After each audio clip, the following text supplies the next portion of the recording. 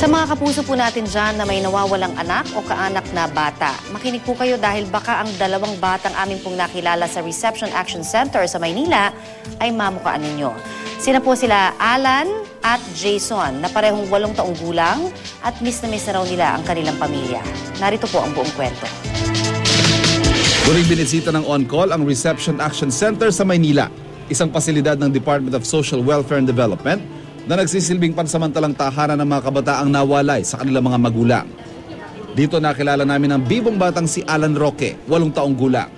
February 13 itong taon lang raw nang dalhin si Alan ng mga pulis Maynila sa center. Kahit hindi raw nito masabi ang pangalan ng magulang, naalala pa raw ni Alan kung paano siya nahiwalay sa kanyang kuya Jason at pati na ang daan pauwi ng Batangas. Pinapanak ko pa sa mga gwardiya. Hindi, sa po doon gwardiya po nagbabantay. Ano po daw, wala na po daw. Doon sumakay na daw ng jeep flying, Baklarat. Basta kampante lang naman siya, parang hindi naman siya naghahanap ng magulang. Pero siguro naman ang mga magulang nito o kamag-anak, kinahanap siya. Siguro nasanay na ang bata. Wala naman kaming historya kung talagang matagal na talaga siya na nawawala. Sa kabila ng tila masayahing disposisyon, batid ng social worker na mahalaga muling makasama ni Alan ang kanyang pamilya.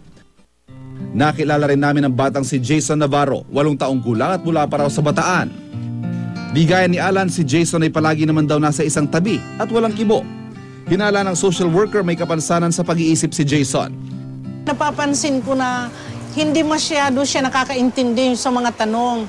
Ang sinasabi lang niya sa amin, ang nanay niya daw si Jingjing. Si tatay niya si Anton. Pero mamaya pagtatanungin mo siya, hindi niya alam ang kanyang sinabi. Parang naobserbahan namin siya na special child sila. Ayon sa informasyon na nakuha namin, ang si Jason or Buboy ay taga Bataan. Sina Alan Roque at Jason Navarro ilan lamang sa mga paslit na nasa pangangalaga ng DSWD. Sa inyong tulong, maaari nilang muling makapili ang kanilang mga mahal sa buhay. Kaya kung meron po kayong impormasyon tungkol sa kanilang mga pamilya, ipagbigay alam lamang po sa Reception Action Center sa numerong 527-1181. Gayon din sa mga numero at email address ng On-Call na inyong nakikita sa inyong mga screen.